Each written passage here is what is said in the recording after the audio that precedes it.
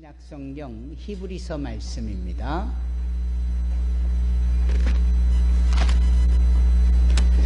신약성경 히브리서 13장 말씀입니다.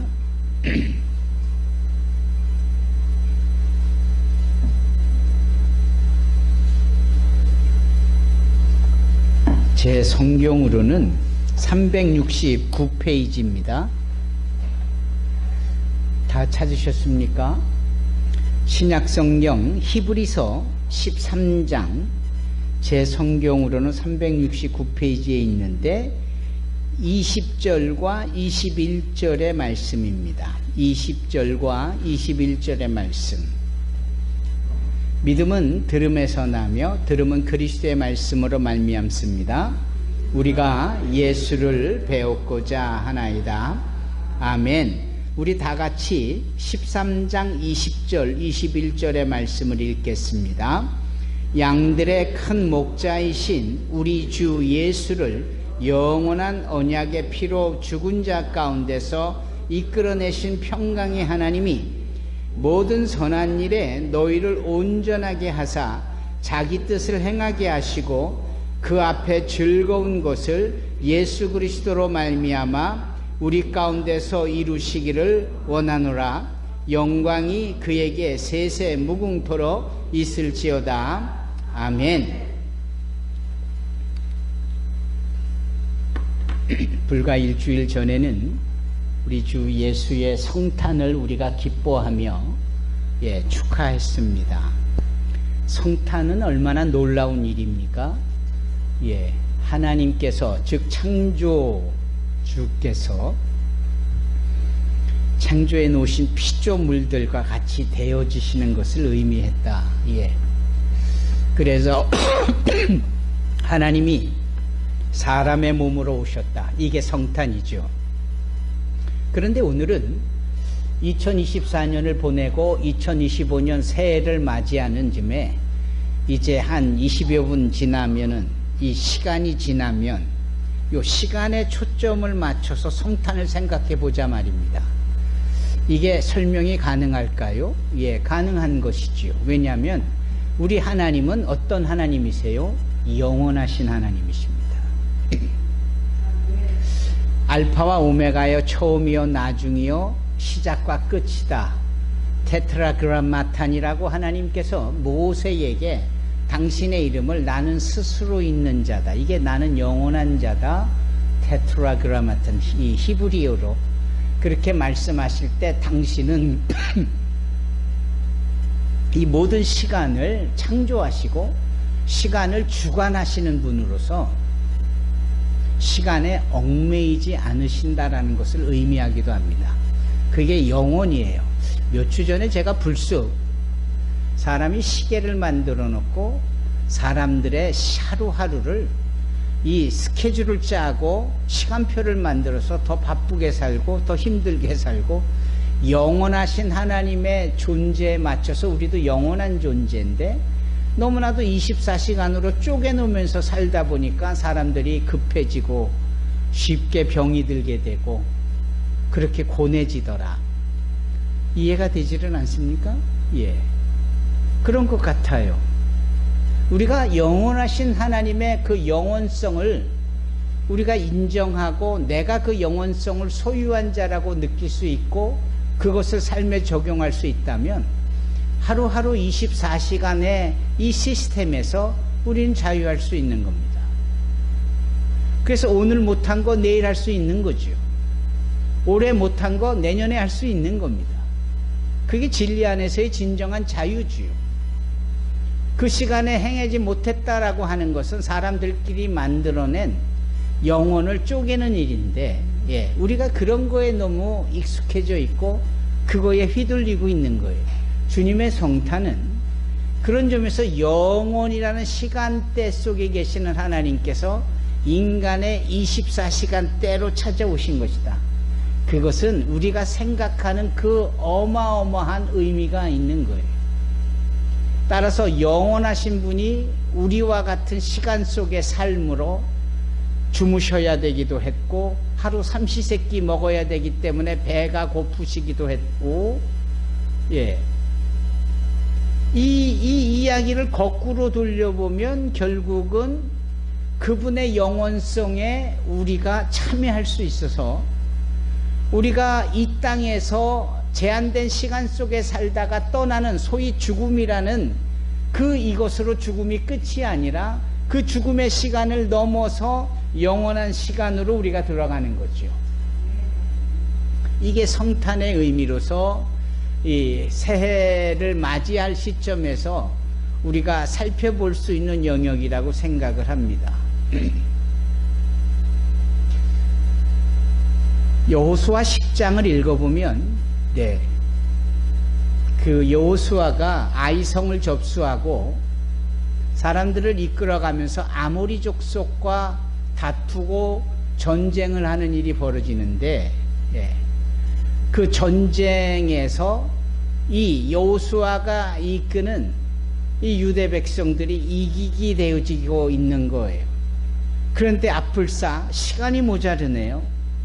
벌써 해가 기울어져 가고 니언니언 넘어져 가고 있으니까 이렇게 되면은 그 지역에 관한 그 아모리 족속들이 오히려 유리한 거고 이쪽에 처음 등장해서 싸우게 되는 이 유대 백성들은 상대적으로 불리한 거죠. 너무 시간이 아쉬운 거예요. 그럴 때 여호수아가 위대한 기도를 합니다. 박목 권사님, 어떤 기도를 했을까요? 여호수아가 태양아 저 기브온 땅에 그대로 서 있어라. 달아 저 아얄란 골짜기에 그대로 멈추어라. 아니 태양을 멈추는 기도, 달을 멈추는 기도, 이것은 과학적으로 보면은 지구가 자전을 멈췄다 이 말입니다.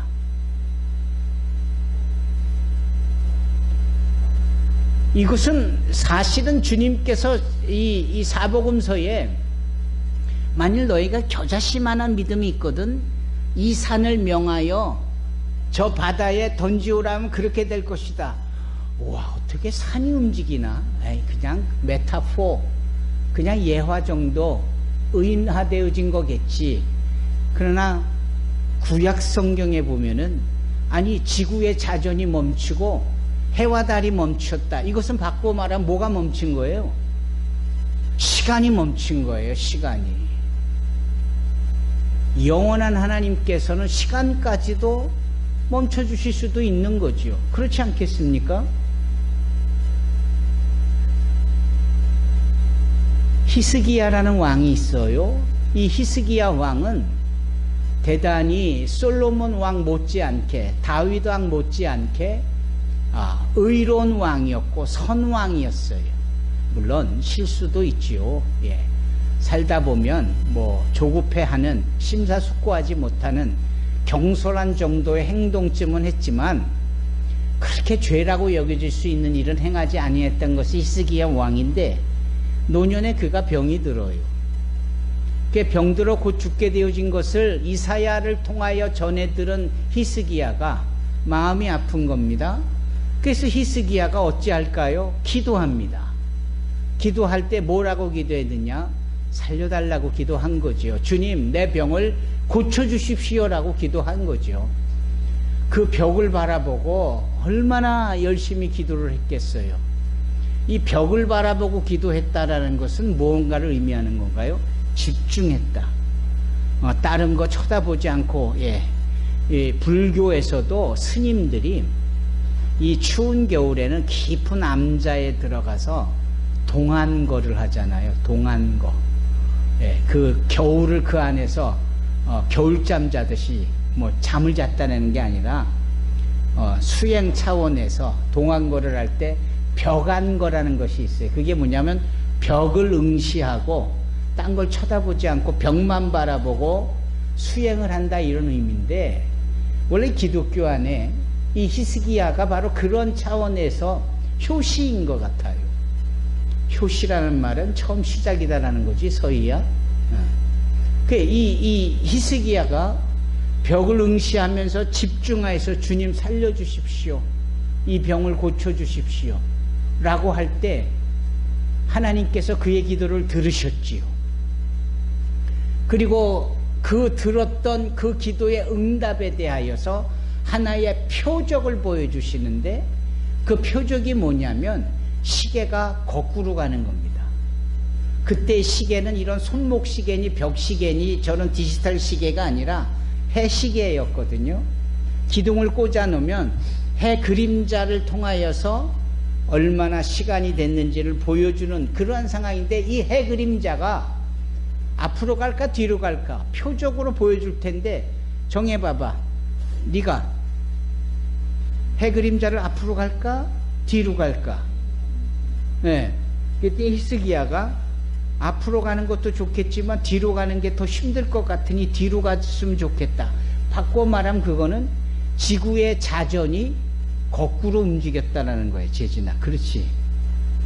하나님께서 못하실 일이 없는 거죠. 그분은 시대 반석이요 역사의 주관자가 되시고 영원부터 영원까지 계시는 테트라그라마탄 스스로 계신 분이라, 그분에게 있어의 시간 정도는 얼마든지 고쳐내실 수도 있고 거꾸로 가게 하실 수도 있고 멈출 수도 있게 하고, 별의별 일이 생겨도 시간이 가게끔, 그래서 2024년이 가고 2025년이 오게 하는, 하나님은 능치 못할 일이 없으신 분이시죠. 따라서 2024년 이 시간을 보내는 저희들은 더더욱 시간의 주인이 되시며, 시간이 모여져서 나에게는 생명이 되잖아요. 물 한 방울이 모여 큰 대양을 이루듯이 1초 1초 분을 이루고, 분이 시간이 되고, 시간이 하루가 되고, 한 주가 되고, 한 달이 되고, 1년이 되고, 이게 쭉 우리 각자에게는 우리의 라이프, 생명이 되는 거 아닙니까? 따라서 하나님께서는 시간을 주장하여 주실 뿐만 아니라 우리의 생명까지도 주관해 주고 계시는데, 이 송구영신이야말로 이러한 하나님을 이 시간의 흐름 속에서 가장 뜨겁게, 그리고 가장 가까이서 경험해 볼 수가 있는 거예요. 모두가 째깍 10, 9, 8, 7 뭐 이러면서 새해가 밝았습니다. 그런데 그 정작 중요한 것은 그 시간의 주인이 되시는 하나님의 역사를 찬미해야 되고 감사해야 되는데, 그러지는 못하고 바뀐 거에 대해만 관심이 있는 거죠. 베단이라는 곳에 세 남매가 살고 있었습니다. 수진이, 수연이, 준호, 이렇게 세 남매처럼 그 마리아, 또 마르다, 그리고 나사로, 이렇게 세 남매가 살고 있었는데, 유독 이 세 남매를 주님께서 아주 관심을 많이 부어해 주신 거예요. 그러는 중에 그 남동생이라고 여겨지는 나사로가 병이 덜컥 걸린 겁니다. 이 병이 걸렸는데 이게 예사로운 병이 아닌 거예요. 이게 죽을 수도 있겠다라는 거죠. 그래서 큰 누이가 되는 마르다가 사람을 보냅니다. 주님, 당신이 사랑하는 우리의 동생 나사로가 죽어가고 있습니다. 오셔서 우리 동생을 고쳐주십시오 라고 메신저를 보내요. 전가를 보내는데, 주님께서 그 전가를 들으시고도 영 움직이시려고 들지를 않는 거예요. 시간은 흘러가는데, 급한데, 다 죽게 생겼다고 해서 곧 죽을 수도 있는데 왜 저러시지 그러시는 거예요. 그 사이에 나사로가 죽었습니다. 그곳은 다녀오신 분은 아시지만 중동 지역이잖아요. 얼마나 해가 뜨겁고 온도가 많은 곳입니까? 높은 곳입니까? 그래서 장례가 나면 바로 그냥 매장을 해야지, 뭐 손님 맞이하겠다고 뭐 입관하기 전에 이렇게 뭐 조문객들 맞이하고 그럴 수 있는 입장이 아닌 거예요. 그래서 무덤에 장례를 치릅니다. 그러니까 죽은 나사로는 이 장례가 된 거죠. 장사가 치러졌는데, 장사가 치러지기를 하루, 이틀, 사흘, 나흘이 지났어요. 그때서야 주님께서 오시는 거예요. 아니, 나흘 전에, 죽기 전에 오셔야 뭐가 얘기가 되는데, 주님은 죽고 난 다음에 장사를 치르고 난 사흘 뒤에 오셨다니까요. 근데 더 끔찍한 건 주님이 뭐 다른 일 때문에 바빠서, 더 급한 일 때문에, 몰라서 뭐 이렇게 늦게 와서 그 때를 놓친 것이 아니라 이미 알고 계시고 전가를 들어서 빨리 가서 고쳐주셔야 되는 이런 상황인데도 마치 천천히 일부러 늦은 것처럼, 그리고 실제로 일부러 늦으신 거예요. 그리고 얼마만큼 늦었느냐? 장사를 치르고 이제 다 끝나고 모든 조문객들까지도 다 가버리는 뭐 그런 상황. 그렇게 무덤에 주님이 늦게 나타나신 거죠. 그런데 너무나도 잘 아시는 이 요한복음 11장의 말씀 속에서 우리 주님은 부활의 능력으로 죽은 나사로를 살리신다. 이게 핵심이죠. 그 주님이 죽은 나사로를 살리기까지 주님이 하실 일 앞에 무덤가에 닫혀놓은 돌, 바위 정도는 우리 인간의 힘으로 으쌰으쌰하고 옮겨 놓을 수 있어야 된다.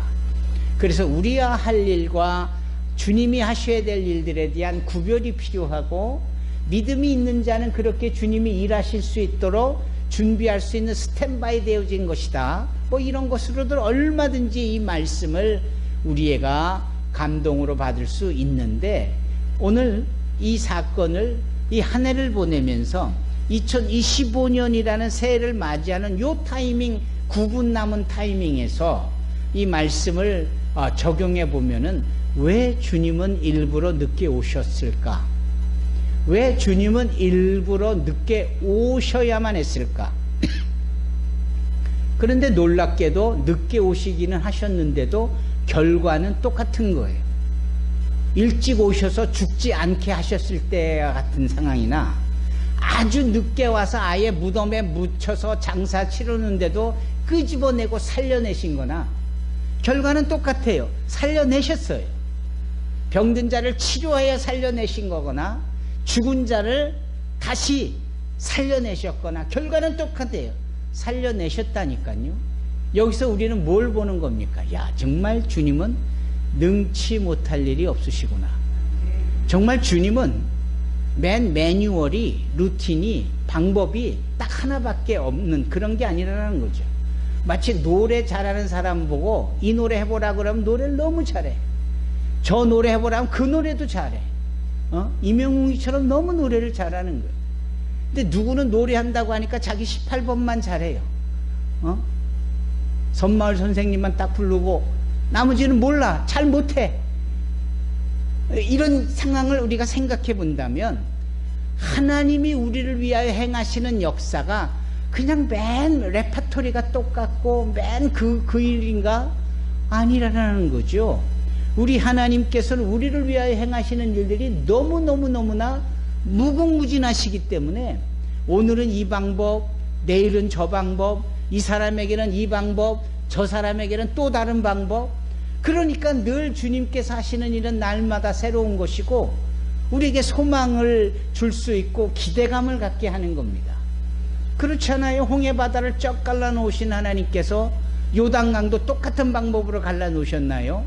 아니에요. 요단강은 반쪽만 갈라놔요. 이게 무슨 소리예요?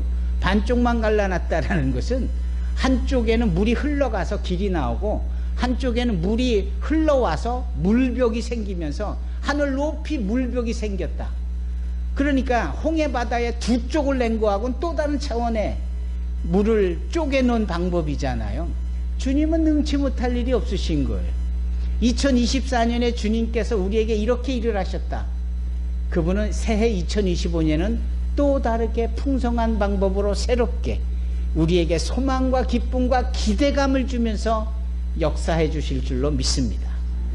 바로 이런 24년을 보내고 25년을 맞이하는 즈음에 우리가 갖는 주님에 대한 역사의 소망이 바로 이런 거예요. 주님은 시간의 구애를 받지 않습니다. 우리는 늦었다라고 하지만 주님께는 늦은 게 아닌 거예요. 아무리 늦었고 볼장 다 받고 이제 끝, 상황 종료. 주님 안에서는 그 우리끼리 선을 그어놓은 24시간대 시간대를 훨씬 뛰어넘으시는 영원하신 주님이시기에 그런 시간에 구애받지 않는 거예요. 우리가 왜 주님 앞에 삐집니까? 우리가 왜 주님 앞에 불편해가지고 신앙생활도 방학 모드로 들어가고 왜 잘 나오던 예배도 나오지 않고 그러는가요? 무슨 일이 있어서 기도했더니 기도가 응답이 안 되더라. 이게 가장 일반적이고 대표적인 이유 아닙니까? 조금만 더 기다려보면은 더 놀라운 방법을 하나님께서 응답을 해주셨을 것만. 본인만 급하고 본인만 성질이 급해서 그냥 팩하고 거기서 쫑을 내버리니까 주님께서는 그런 시간에 구애받지 않으시고 언제든지 어디서든 죽은 지 나흘 되어진 자까지도 살려내시고야 마는 분이신데 우리의 기도가 우리가 정해놓은 그 방법과 그 시간대에 이루어져야 된다라고 생각하는 것은 우리의 편협적인 우리의 마음이지 그것이 영원하신 주님에 대한 믿음은 아니겠다라는 것이죠. 사랑하는 성도 여러분, 2024년에 뭔가를 기대했고 기도해온 것이 있습니까? 저는 그런 거 있어요. 우리 교회의 변화, 우리 교회의 이 부분들 얼마나 많은 부분을 접촉하고 기대하고 기도해 왔습니까? 근데 시간의 주인이신 주님께서 2024년에 그걸 허락지 않으신데 어떡하란 말입니까? 두 번째, 그렇다면은 2025년에는 하나님께서 행하시겠구나 기대감이 가져요. 여러분들은 어떠한 기도 제목을 가지고 지금 2024년을 보내는 시점에서 2025년을 또한 기대하고 있습니까? 분명한 것은 시대의 역사의 시간의 주권자이신 하나님께서 이번 2024년에 스킵한 것은 2025년에 우리의 소망과 더불어 하나님께서 역사하여 우리에게 이루어 주실 줄로 믿습니다. 그 하나님을 우리가 2025년 새해에 즈음하여 큰 기대와 확신을 가지고 주님과 동행해 나아가기를 원합니다. 이 시점에서 히브리서 13장 20절과 21절을 왜 읽었느냐 하면 여기에 영혼이라는 단어가 두 번이 나오거든요. 그 영혼이라는 단어가 하나님과 더불어 그리고 예수님과 더불어 이게 수사로 등장하는 거예요. 하루 24시간을 넘어선 하나님의 강력한 하나님의 주권적인 하나님의 섭리적인 시간 카이로스라는 이 단어가 바로 영혼이라는 단어입니다. 지금 조금 아까 본문으로 읽은 히브리서 13장 20절과 21절의 말씀이 바로 카이로스적인 하나님이라는 거죠. 이제 2분 남았는데요. 저 시계로 카이로스가 아닌 네오스 또는 크로노스라고 하는 인간들끼리 만들어낸 이 시간을 훨씬 넘어서는 하나님의 주권과 하나님의 섭리와 하나님의 계획 속에 펼쳐질 그분의 시간이 2025년 새해라는 이름으로 우리에게 부어주게 될 줄로 믿습니다. 하나님의 행하실 일들을 기대하십시다. 아파하는 이 대한민국도 하나님께서 싸매어 주시고 치유해 주시고 회복시켜 주시고 더 국격을 높여 주시고 더 많은 나라들의 모범이 되고 더 많은 선교사들을 전세계 방방곡곡 5대양 6대주에 보내면서 영혼구령에 힘쓰는 이 나라와 이 민족으로 하나님께서 이끌어 주실 줄로 믿습니다. 그 영적인 나라의 전쟁은 웬 말입니까? 이러한 일을 행하고 있는 거룩한 제사장과 같은 나라에 어떤 어려움을 하나님이 왜 허락을 해 두시겠어요? 카이로스의 하나님께서 이 새해 우리 모두에게 풍성한 은혜로 덧입혀 주시리라 믿습니다. 아멘.